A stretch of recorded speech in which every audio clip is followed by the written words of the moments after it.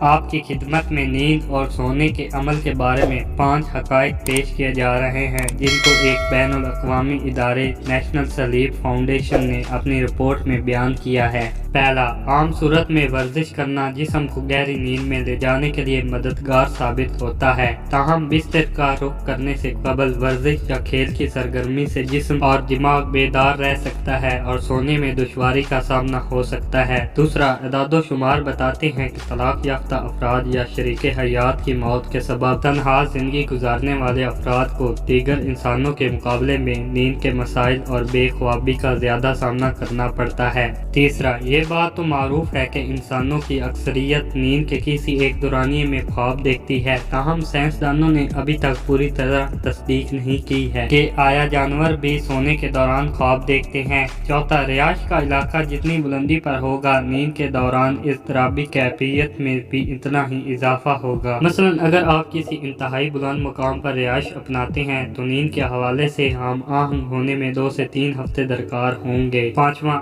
آپ نیند کے دوران پڑھائی اور سیکھنے کا عمل بھی کر سکتے ہیں۔ اگر آپ سونے سے قبل کسی مخصوص امتحان کے لیے متن کو دہرا رہے ہیں تو نیند کے دوران بھی آپ کا دماغ معلومات کا تجزیہ کرتا رہے گا اور اسی طرح کسی خاص نتائج پر بھی پہنچ سکتا ہے۔